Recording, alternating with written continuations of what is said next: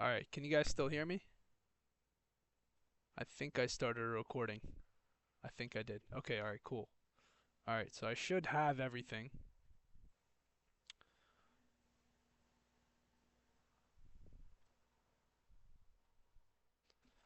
Start in like 2 more minutes.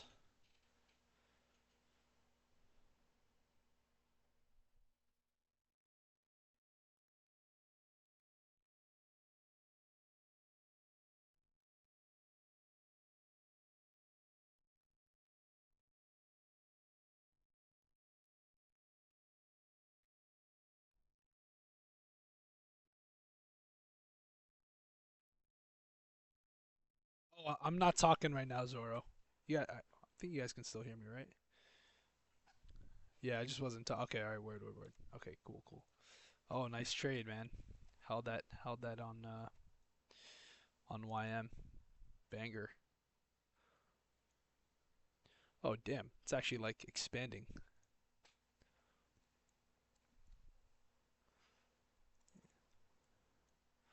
These markets are just going to infinity. What are you gonna do? Trump tweet? Oh, actually, nice.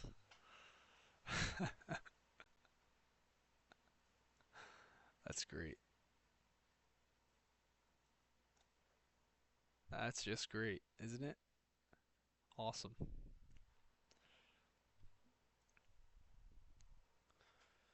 Lowering China tariffs.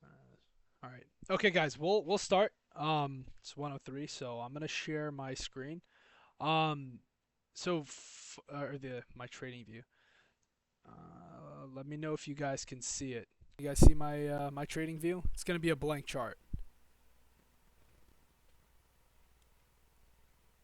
All right. Nice.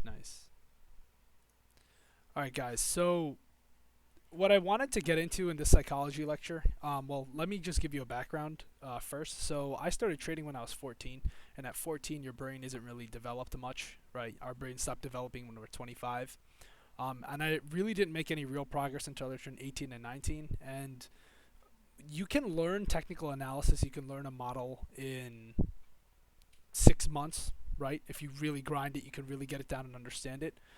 But there's a certain psychological level where you have to get to where you understand how to think about long-term probability, how to think about the markets, and it was a really big journey for me. And I truly believe that when you embark on like a trading journey, you're gonna learn more about yourself than you are about hustling and things like that kind of culture. Because I'm a completely different person than I was 2 years ago, 3 years ago, and I just to give a little bit of context. I mean, I was this hot-headed, short-tempered kid, and when things wouldn't go my way, I'd get angry, I'd crash out, I'd try to force things in my way, and that just doesn't work. So the way I'm going to structure this is I'm just going to give some general talking points, guys, and I'm going to just give you guys 8 key bullet points that I want you guys to focus on as you listen to this. So really just try and focus just for the 30, 40 minutes, and we're going to try to get through it. And I want to start from the basis that trading is an exercise in your perception.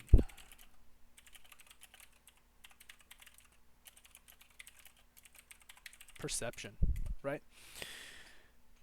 If you're distressed by anything external, and when I say external, I mean anything that is outside of your brain, if it's the weather, if it's the charts, if it's something in life, the pain that you may feel or the emotions you may feel from that thing is only because of the judgment and the perceptions that you attach to it. Because the market and things in life, they don't create pain, right? Your interpretation of them does. If price decides to keep pumping like it did today, or if it decides to just keep dropping, it's if you look at it literally objectively what it is, it's a candlestick on your chart. It's lines and boxes. It's just data, right? Any drawdown you see in your P&L, that's just a movement of numbers. If we're looking at it objectively, your perception is the story that you attach to it. If you start attaching I messed up and I can't do this to a movement in numbers, which is your drawdown, that's what actually hurts you, right? Logically, think about it logically, right? The market gives you data and your mind gives it narrative. Which one, where does the suffering come from? The suffering comes from the narrative, right? And the practical angle I want you guys to take on this before I give you guys these first 8 bullet points is that when you feel anger, when you feel panic, when you feel the impulse to revenge trade, you need to stop and ask yourself, what's the story that you're telling yourself about this moment? If the story you tell yourself about a loss is I messed up and I can't do this, then you're going to feel pain. If the story you're telling yourself is I suck, I'm never going to make it, the market's rigged, those are your interpretations and they're not facts, and that's going to hurt you. And if you can separate the event from the story, you get control over yourself back. But if you combine those two things, you're going to lose yourself. Right? So I'm going to copy and paste now the 8 key bullet points for this part right here. Right? And I'm going to leave that here. Right? And as I explain these trading, like trading is an exercise in your perception, it's gonna be a sequential kind of thing where we can kind of form how we're supposed to think about things in the market. Right? The next thing I want to talk about is controlling what's yours. So control what's yours and accept what's not yours. Just gonna check the Discord, see if there's any. All right, cool. Yeah, I'm recording, guys. So the next thing I want to talk about is controlling what's yours and accepting what's not yours, right? And this is kind of building off of the last one. And it's the only thing you really have power over, guys, on the charts in life is your mind. Nothing outside, right? If you can learn this, there's a lot of power in this, right? Because the only variable you really control in your own trading is your behavior. And obviously that's going to encompass risk management. That's going to encompass following the model. But real power on and off the charts is being able to govern your internal environment, right? It's when you attempt to govern things that aren't of you inside of your body, inside of your brain, that's losing power, right? And so logically, here's how we're going to logically think about this, right? You can't control if the setup works, but you can control if you size properly, right? You can't control if you end green or red, but you can control if you respect your max daily drawdown, right? You can't control if the market's going to rip all day like it did today. You can't control the volatility, but you can control whether you force trades in garbage conditions, right? If you obsess over what you can't control, the things outside of you, then your emotions are going to run you. Then it becomes hard to do step one. It becomes impossible to let go of your perceptions if you start obsessing over the things you can't control. But if you obsess over the things you can control, you become calm even in uncertainty, right? That's what psychological edge is, right? I think 80% of psychological edge comes from understanding your model, but if we're going to piece in that last 20%, this is the last 20%, right? When you try to force outcomes, the reality of the situation is that you're going to feel a form of, resistance, right? But when you align with what's actually there, right? The current candle, the structure, the risk, things start to move cleanly, right? And so this one you guys have definitely heard before, but I just wanted to give you the logical of why we think this way, right? Because we always say these things, right? We always say, did you follow your model? Did you manage your risk? Did you stay composed? How can we actually get to that form of thinking? And it was just that logical thing that I tell you, right? Just don't obsess over what you can't control, because then you're going to feel pain. And on that feeling of pain and pleasure, guys, I'm going to expand on it because pain isn't inherently good or bad. We're going to talk about that. But don't obsess over what you cannot control, right? Don't judge off, did I win, did I lose? It's always going to be, did I follow my model? Did I manage my risk? Did I stay composed? Right? And now I'm going to give you guys the next 8 key points.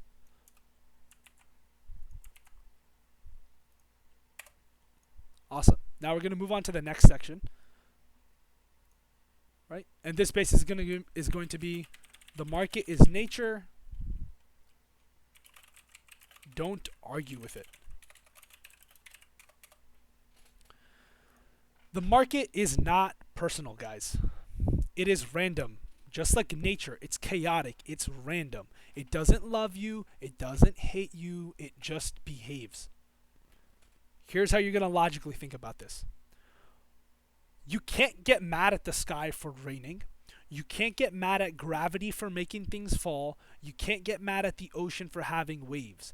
But as traders, we get mad at the market for doing exactly what it does: move randomly. I think that's emotional immaturity. When you resist how reality is, you're going to suffer. And when you align your behavior with how reality actually works, you move clean. Do you see how this pieces back into the last two? The reality is, as traders, you can say things like it shouldn't have reversed there, and it will. You can say it shouldn't have stopped you by one tick, and it did. You should say the setup should still work like it used to, and it won't.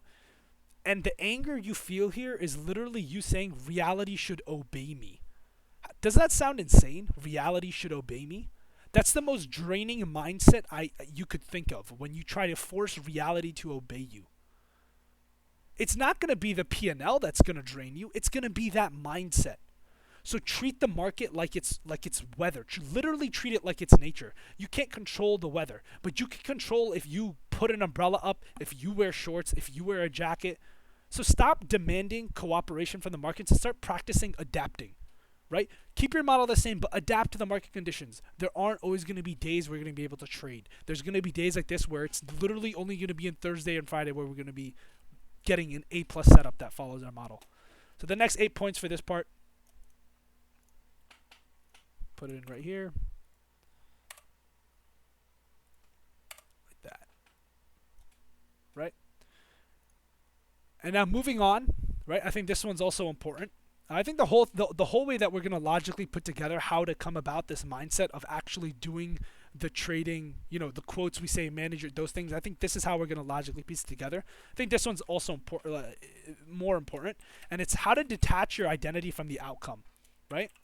So this is detaching from winning. This is detaching from making money. This is just trading well. How can we detach ourselves from these things? Going back to number one, about our perceptions, everything that we see is our own perspective, guys, right? It's not the truth. You are not your P&L, and a green day doesn't make you a legit day trader, and a red day doesn't make you trash. If your identity is tied to winning and losing, if it is tied to P&L, here's what's going to happen. Every single win that you have is going to breed ego. It's going to make you think things like, I am the shit. I am special. I'm the best. And every time you lose, you're going to breed self-hate. You're going to breed shamefulness and humility. You're going to start thinking things like, I can't do this. Both states are prison. Both of them are bad. Both a green day and a red day. If you think like that, a green day and a red day are going to hurt you. Because an ego leads to overconfidence. Overconfidence leads to oversizing, and then you blow up. If you hate yourself, you're going to start revenge trading, and then you're going to blow up. Either extreme is going to lead you to the same place, which is destruction. You have to detach your identity from the outcome. How can you logically do that? When you define yourself by your outcomes, you are literally handing your emotional state over to randomness. Imagine handing the only thing you have control over to randomness. You're a puppet. You're literally giving yourself up. Attaching too much importance to something, I must win. I must prove myself. It creates that imbalance, and life is going to correct that imbalance. When you build the ego on one end of the spectrum, or you go to self-hate and shamefulness on the other end of the spectrum, you're going to end up right back in the middle, which is destruction and blowing your accounts up. You should be able to lose money today and still respect yourself fully if you executed properly. The key there, listen, execute properly. That's what matters. You need to execute on your edge, and you will find that's why we say that 80% of your psychological edge is your mechanical edge. 80% of your edge is your mechanical edge, and the other 20% is going to come from properly thinking right. All right? And the next thing, I'm going to move these boxes. I'll put it on the next line. I don't want to squeeze it in. All right, guys, the next thing I want to talk about is that pain is feedback, not failure. Right? Anything, guys, anything that blocks you, anything that stands in your way is going to be the same thing that builds you up. You need to view pain as information. You cannot view pain as punishment. If you blew up a day, what is the information we learned? It's that risk discipline is not internalized. If you panic mid-trade and you close it out, what's the information? We're trading size we cannot emotionally handle. We hesitate and we miss it. Pain. What does it show us? That you don't actually trust your model. Pain, guys, is going to point you exactly to where you need to work on and where you're not aligned. People, and again, right, I've been saying, okay, this is a logical framework. And I want to do that for all of these points. How are we going to logically approach this, right? People always say, I want to get better. I want to get better. What do they do after they blow up? When people blow up, what do they do? The first thing they do is run from that exact experience that they're trying to make them better. I think that's backwards, guys. Think about it. The market hands you, it literally hands you reports in the form of discomfort. It tells you what you need to work on in the form of pain. It's literally a diagnostic report of that. If you reject that discomfort, you're rejecting the upgrade, guys. Do you see why you shouldn't be afraid of pain? Pain is going to pinpoint you where you need to work on. And if you reject the pain, you're literally rejecting a report card that tells you how to become the best trader you can possibly be.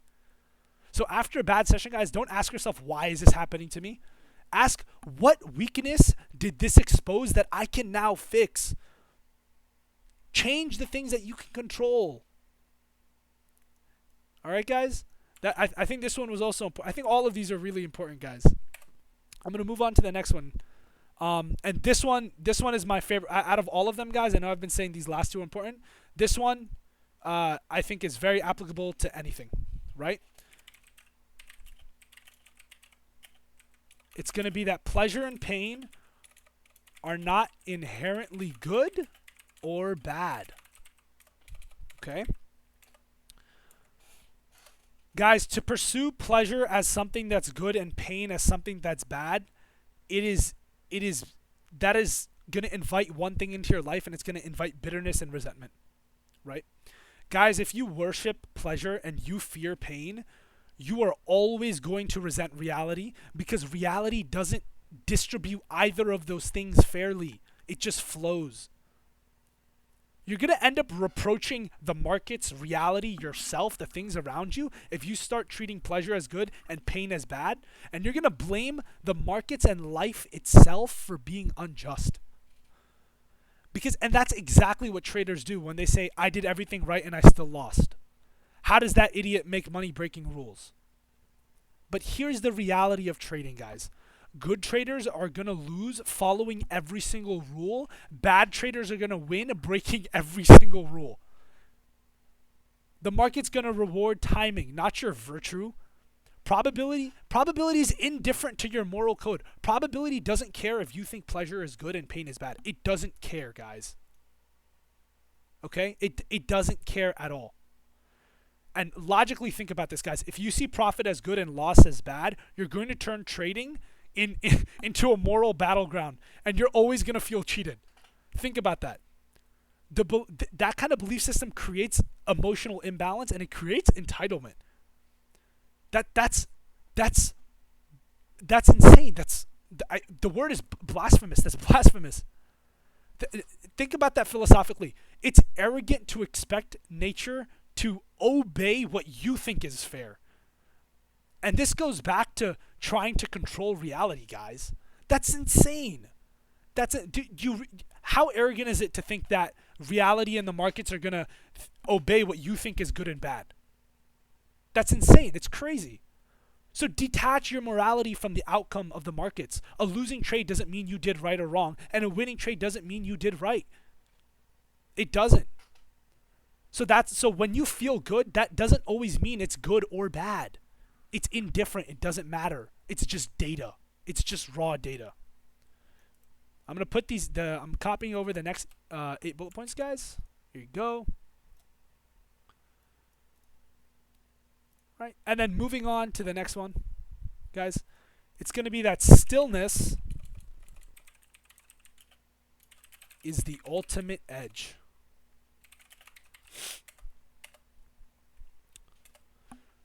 Guys, you don't need to be faster or smarter. You just have to be still. Being still is being aware without the noise. What does that mean logically? When your mind slows down, your perception becomes sharper. Stillness is going to allow for clarity, it's going to allow for precision, and it's going to allow for emotional conservation. So before you guys take a trade, I want you guys to just pause. Just pause. It's going to give you clarity before the decision, guys.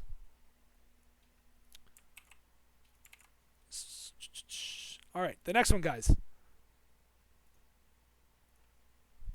Integrity over winning. Right? From now on, guys, moving forward in your trading, I don't want you to waste time talking about what you should have done, what the good trader version of you would do, the profitable version if you're not profitable. The best trader that you are in the future. Stop talking about it and just do it. Just do it. Virtues such as discipline, being honest, keeping your composure as a trader, that's the highest form of your success as a trader. If you're winning without virtue, that win is empty. It doesn't mean anything. It's empty, guys. Think about this logically. If you break your rules and you get rewarded, that's not a win. That's moral decay designed as profit, disguised as profit. Because you're essentially saying that when I win, you're degrading your integrity as a trader. That's a short-term probabilistic thing it's not gonna help you in the long run. Okay? When you're virtuous, you're ensuring sustainability, and when you're opposing that virtue, you're only ensuring your destruction and that you're gonna blow up. Guys, I want you to trade so that your future self respects you. That's how you need to think about it. Even when you lose. So that's doing the hard work even when you don't feel like it, guys. These are the 8 points for that, right? Virtue is going to build trust in yourself. That's essentially what I want to get at over here, guys. And then one of the last points, I'm going to move down just a little bit. Change is the only constant. Change is the only constant. Everything is going to change, guys. The emotions are going to change. The market conditions are going to change. And we have to adapt. Right? Impermanence, change, is not chaos. It's the rhythm of nature. When we talk about everything we've talked about, the markets, weather, the oceans, all those examples I was giving you, the only thing constant about all of those things is change. Suffering begins in the markets and in life when you start demanding when you start demanding a permanent state. When you start demanding permanence in a temporary, chaotic thing such as the weather, such as the markets, you're going to suffer. You are going to suffer. You're going to feel pain. And we don't avoid pain. We take it as feedback. And what does that feedback tell us? It tells us to adapt. So respect the cycle of the facts that there are going to be times where you don't trade. There's going to be times where you're not going to be able to push your edge. And there's going to be times where you're going to have to hammer your edge. So respect that cycle, guys, and I want you guys to evolve with it. Okay? 8 points for this. And the next one is going to be identity creates trajectory. All right. The happiness of your guys' life, guys, from moving here on out, and the happiness that you feel as a trader and the happiness you feel in the journey utterly depends on the quality of your thoughts. You guys cannot act from discipline. Everything that I've been telling you, guys, and all those quotes you hear about a trader doesn't feel his emotion, a trader doesn't act, a trader does this, guys. We have to always manage your. It's easy to say manage your risk. It's easy to say I'm gonna follow my plan, but you literally cannot act from discipline because that's a short-term flame. that flame is going to burn out and you're going to blow up. I promise it. You don't act from discipline, guys. You act from your identity. Behavior follows your belief. Guys, if there's one thing I want you guys to take away from this, if you truly believed you could do something, you wouldn't overthink it. If you truly believed you were going to be profitable and there's a version of you that's following your edge, you would never ever think about the what ifs. You would never think about what if I don't do this, you would never think those things. Overthinking, guys, is the mind's confession that it doesn't trust itself. You only plan for what if fails when you don't believe that you can handle the outcome. Because when your belief is deep, guys, the action is effortless. When your belief is weak, the hesitation is endless. Guys, your doubt multiplies your decisions, and the certainty simplifies them.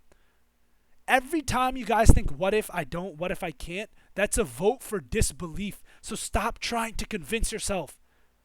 Just embody the version of you that already knows. And that's how you trade from conviction, guys. That's how you trade from conviction. The shift, guys, is stop asking what if it doesn't work. Start living it's only a matter of when. If you start identifying as that future self that's following the rules and is profitable, it will come. I promise you. But you need to have the belief and you need to identify as that person.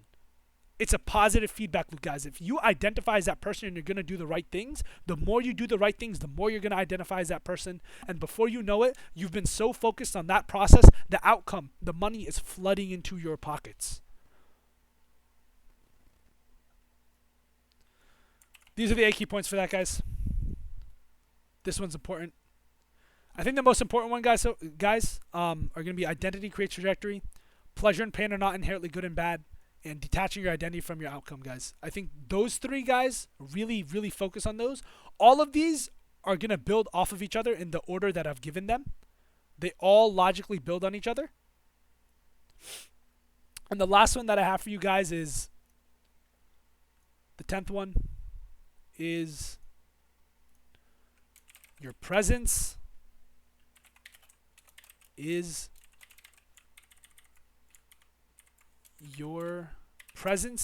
power. Control only exists right now, guys. It doesn't exist in the past. It doesn't exist in your memories. It doesn't exist in the future and what you're projecting. The present moment is where your clarity, where your control, and where your edge lives, guys. Think about it. Think about that. The past is your regret. The future you fear. But the present is where you perform. So why worry about the past and the future, guys? Anchor yourself to right now.